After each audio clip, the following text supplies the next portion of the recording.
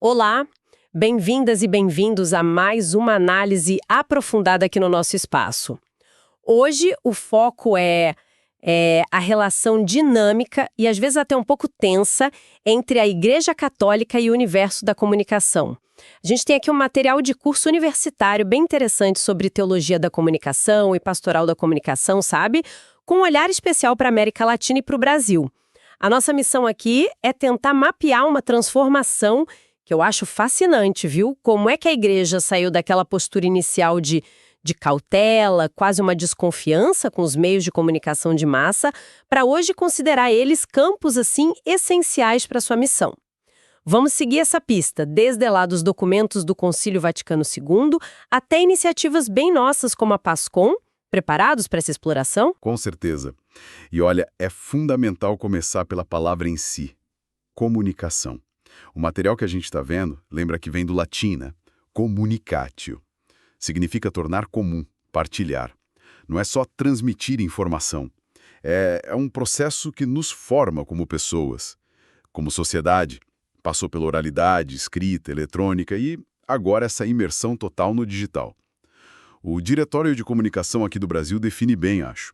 Diz que é um processo que permite às pessoas colocarem-se em relação com sua realidade. E dialogar a partir dela, né? É sobre relação mesmo. E essa capacidade de colocar em comum, de relacionar, isso também significa poder de influenciar, né? Persuadir. É um poder e tanto. Como que a igreja lidou com isso lá atrás, com a chegada dos grandes meios de comunicação, especialmente naquele clima do pós-Segunda Guerra? Exato. O pós-guerra foi um divisor de águas. Tinha a reconstrução, o avanço tecnológico e a Guerra Fria, né? Dividindo tudo. Estados Unidos, União Soviética. Usando o cinema, rádio, a TV que estava nascendo, como propaganda mesmo, propaganda ideológica forte. Nesse contexto, a percepção inicial em muitos setores da igreja, e o material aponta isso, era de desconfiança. Viam os meios como possíveis veículos de ideias contrárias à fé. Uma ameaça, talvez. Ou, no mínimo, um perigo moral. Tinha um receio ali, né? Sim, um receio palpável. E o Concílio Vaticano II, que aconteceu bem nessa época, né? 62 a 65, como ele mexeu com essa visão? Foi ali a virada de chave? Foi, sem dúvida, um ponto de virada importante.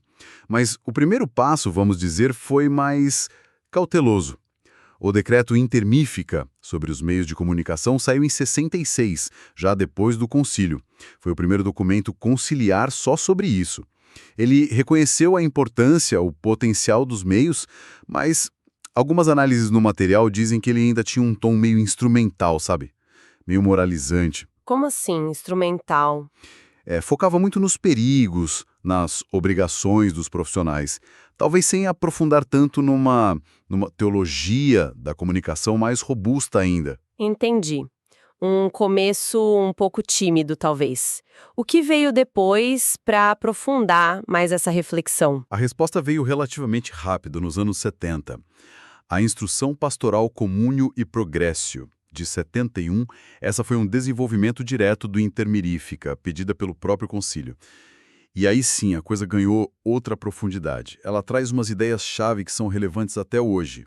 Primeiro, os meios em si são neutros. O problema não é a tecnologia, é o uso. Ah, isso é importante. Muito. Segundo, a igreja tem o dever de usar esses meios para promover a comunhão, o comúnio e o progresso humano integral.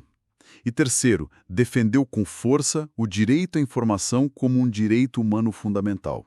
Essa ideia da neutralidade dos meios parece um salto enorme em relação àquela visão anterior de ameaça, né?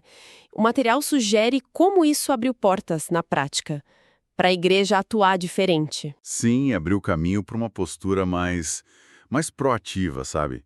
Menos reativa.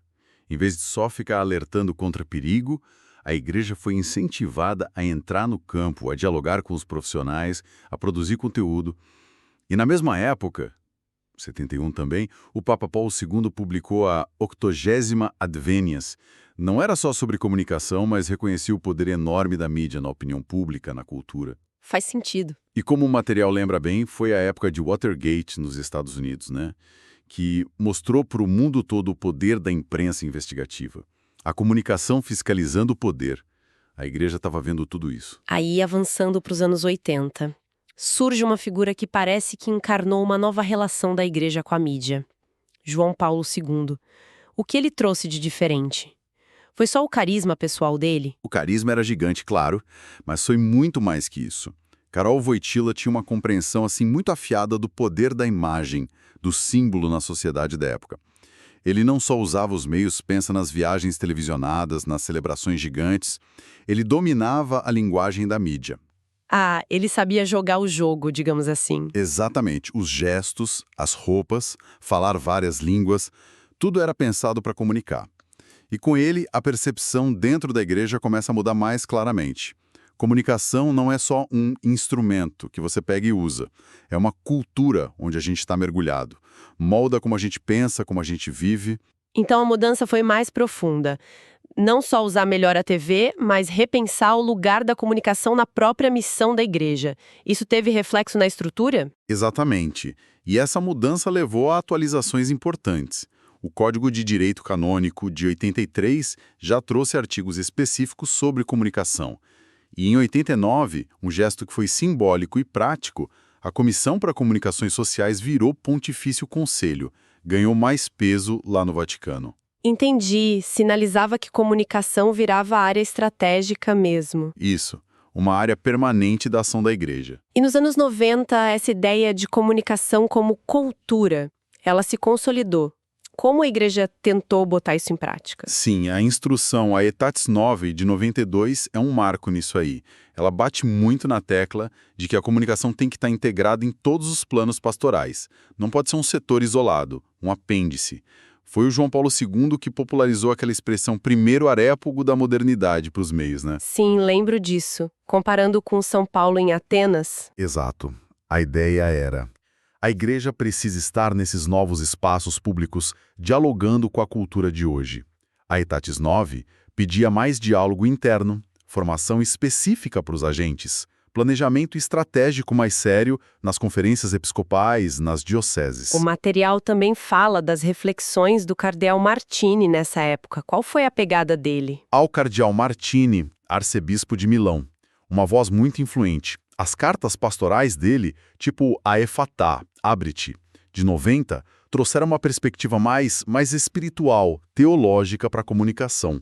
Ele falava muito da importância da escuta profunda, sabe? Do valor do silêncio no meio de tanto barulho midiático, da necessidade de discernimento crítico e, o que eu acho fundamental, de colocar a palavra de Deus como centro, como a fonte de toda a comunicação cristã. Interessante essa conexão. Escuta, silêncio, discernimento. Parece até ir na contramão da mídia rápida, né? Pois é, mas o material conecta isso como um fundamento necessário para uma comunicação que seja realmente humana, evangelizadora. Não só barulho. Faz todo sentido. Aí chegamos no novo milênio e a explosão da internet, do digital. Uma revolução talvez ainda maior, né? Como a igreja que já vinha nesse processo reagiu a essa nova onda? A reação foi, bom, como antes, gradual, mas atenta. A Santa Sé até que foi rápida em lançar o site oficial, vatican.va, já em 95. João Paulo II, já mais velho, usou a internet para o jubileu do ano 2000. Bento XVI, o sucessor que tinha um perfil mais intelectual, ele surpreendeu ao entrar direto na cultura digital. Ele chamou a internet de continente digital, novo espaço comunicativo, e foi o primeiro papa a ter conta no Twitter. Lembra? @Pontifex, em 2012. Lembro, sim. Foi uma novidade na época. Exato.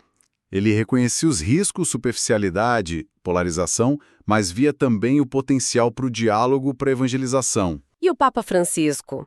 Ele parece ter intensificado muito essa presença e até mexido nas estruturas, certo? Sim, o Papa Francisco trouxe com muita força a ideia da cultura do encontro. Para ele, a comunicação, especialmente a digital, tem que servir para construir ponte, não muro. E em 2015 ele fez uma reforma grande na comunicação do Vaticano. Criou a Secretaria para a Comunicação, hoje é de Castério, né? Certo. Qual foi a ideia principal dessa reforma? A ideia, segundo o material, foi integrar tudo. Rádio Vaticano, centro televisivo, site, redes sociais, a editora. Tudo sobre uma gestão única, para ter mais sinergia, mais agilidade e responder melhor aos desafios do digital. Justamente para fomentar essa cultura do encontro. Fascinante lente trajetória global. Mas vamos trazer a conversa mais para perto. Como essa história da igreja e comunicação aconteceu aqui na América Latina, no Brasil, com as nossas particularidades? A América Latina teve um caminho com contornos bem próprios, né? Muito marcado pelas conferências do CELAM, o Conselho Episcopal Latino-Americano. Desde Medellín, lá na Colômbia, em 68, logo depois do Vaticano II, num clima de muita ebulição social e política por aqui, já tinha um chamado forte para usar os meios na evangelização libertadora. Mas, ao mesmo tempo, surgiu uma postura bem crítica sobre o papel da mídia dominante na manutenção das desigualdades, da dependência. Uma realidade muito nossa. E essa tensão usar os meios, mas criticar o uso dominante, continuou nas conferências seguintes? Continuou e se aprofundou. Puebla, no México, em 79, deu um salto conceitual que o material destaca como muito importante. Afirmou que a própria evangelização é, na sua essência, comunicação, sacou? Comunicar a fé não é só uma atividade, é o coração da missão. Nossa, isso é forte. A evangelização é comunicação. Muito forte. E Puebla valorizou demais a chamada comunicação popular, comunitária, alternativa, como um jeito de dar voz aos excluídos, de existir a lógica comercial da mídia. E insistiu muito na formação dos agentes para atuar nesse campo com criticidade. E o que essa afirmação de Puebla significou na prática para as comunidades da época? O material detalha isso? Significou um incentivo enorme para que as próprias comunidades virassem produtoras de comunicação. Pensa nos jornaizinhos, nas rádios comunitárias que surgiram, teatro popular, grupos de reflexão. A comunicação deixou de ser vista só como algo que vinha de cima para baixo, ou de fora para dentro. Depois veio o Santo Domingo, na República Dominicana, em 92. Trouxe uma reflexão mais teológica, sabe? Usando a Trindade como modelo de comunicação e comunhão. Mas também alertou de novo para os perigos da concentração da mídia na mão de poucos grupos e para a urgência de formar receptores críticos, gente capaz de analisar as mensagens. E aí chegamos em Aparecida 2007, aqui no Brasil, com a participação do então cardeal Bergoglio, né? Que marcas essa conferência deixou para a comunicação? Aparecida foi um marco fundamental e bem recente. O documento fala da comunicação como um ecossistema, estamos todos mergulhados nele. E a crítica à mídia dominante ficou ainda mais forte. Usaram termos como nova colonização cultural. Colonização cultural, por que tão forte? Porque se percebia que a lógica de mercado na mídia globalizada impunha valores, estilos de vida, muitas vezes atropelando culturas locais, incentivando o consumismo, dificultando uma visão mais solidária da vida. Em contrapartida, a Aparecida coloca a igreja não só como usuária, mas como protagonista na comunicação, principalmente pelo testemunho de vida dos cristãos. E enfatizou muito o diálogo, a urgência de ir para os novos areópagos digitais e integrar a comunicação em toda a pastoral, com atenção especial para os jovens, que já nasceram nessa cultura. E o Brasil, especificamente, como a gente absorveu e traduziu essas direções todas? O Brasil acompanhou de perto todo esse processo. A campanha da Fraternidade de 89, que a gente comentou, Comunicação para a Verdade e a Paz, foi um momento chave de conscientização nacional. A CMBB, nossa Conferência Episcopal, também produziu documentos importantes. O material destaca a Carta aos Comunicadores Católicos de 84 e, principalmente, o documento 59, de 97. Igreja e Comunicação rumo ao novo milênio. Esse documento já falava de espiritualidade do comunicador, ética na comunicação, protagonismo dos leigos, comunicação institucional mais organizada. Preparou o terreno. Todo esse caminho de pensar, discutir, parece que levou a um guia mais prático, né? O Diretório de Comunicação da Igreja no Brasil. Exatamente. Foi um processo longo. Começou com estudos lá em 2001. Teve muita consulta e, finalmente, em 2014, a CNBB aprovou o Diretório de Comunicação da Igreja no Brasil. Hoje, ele é a grande referência para orientar a comunicação da Igreja em todo o país. E ele traz uma definição muito bonita de comunicação, bem alinhada com tudo isso que a gente viu. Um processo social a serviço das relações humanas, buscando favorecer a comunhão, a participação. E é nesse contexto que entra a famosa PASCOM, a Pastoral da Comunicação. Qual o papel dela segundo o diretório? A PASCOM é a resposta prática, é a estrutura que o diretório propõe para que tudo isso saia do papel, né? E é importante entender, como o material frisa bem, que a PASCOM não é para ser só mais uma pastoral isolada. Ela tem que ser um eixo que articula, que apoia todas as outras pastorais e movimentos. É a pastoral da comunicação. Ah, entendi a diferença. Não é de, é da. Isso. É a forma como a igreja organiza suas ações práticas de comunicação. O diretório organiza em 4 eixos: formação, capacitar o pessoal técnica e teologicamente; articulação, conectar as iniciativas internas; e dialogar com a sociedade. Os mutirões nacionais de comunicação são um exemplo disso. Sim, já ouvi falar dos mutirões. Produção, criar conteúdo relevante; e espiritualidade, garantir que tudo tenha base na fé, na ética, na busca pela comunhão. Entendi. Então, a PASCOM, com esses 4 eixos, tenta ser a resposta estruturada para integrar tudo na base de dioceses, paróquias. Não é só fazer post na rede social ou programa de rádio. Envolve formar gente, conectar, produzir com propósito e ter uma base espiritual. Perfeito.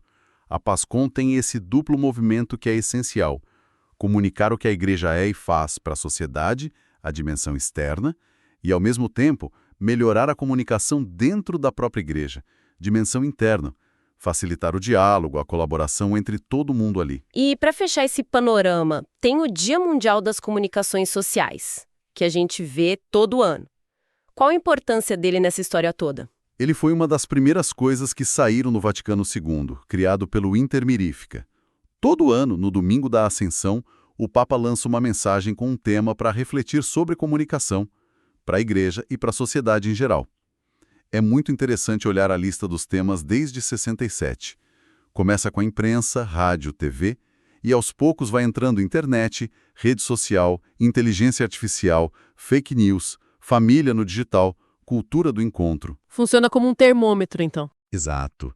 Um termômetro das preocupações da igreja e uma ponte para o diálogo com o mundo, sobre os rumos da comunicação. Então, se a gente olha para essa trajetória toda que o material descreve, qual o saldo principal? A gente vê uma evolução, né? Uma evolução notável. A Igreja Católica no mundo e aqui na América Latina, no Brasil, parece ter entendido que não basta só usar ferramenta de comunicação. Tem um esforço crescente para entender e participar mesmo da cultura da comunicação. Tentar colocar valores como comunhão, verdade, dignidade humana, encontro, nesse ambiente digital e midiático que define tanto a nossa vida hoje. O diretório, a PASCOM, são as expressões concretas dessa busca, né? Desse diálogo. Exatamente. E essa constatação ela nos leva a uma questão final para a gente pensar, que o próprio material sugere.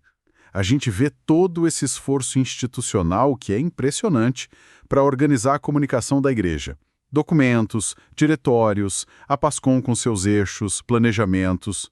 Por outro lado, a gente vive numa era digital onde a comunicação é, incrivelmente rápida, descentralizada, fragmentada às vezes, volátil e muitas vezes marcada por conflito, por polarização. Verdade. A pergunta que fica é: até que ponto essas estruturas institucionais, por mais bem intencionadas, por mais necessárias que sejam, conseguem de fato acompanhar o ritmo, a natureza quase líquida desse areópago digital? Será que elas conseguem, na prática, no dia a dia, fomentar de verdade aquela cultura do encontro que o Papa Francisco tanto fala? Dialogar de forma relevante, ágil, autenticamente humana com as complexidades e as pessoas desse ambiente? É uma tensão constante, né? Entre a necessidade de organizar e a dinâmica fluida e às vezes até meio caótica da comunicação de hoje. É um desafio permanente.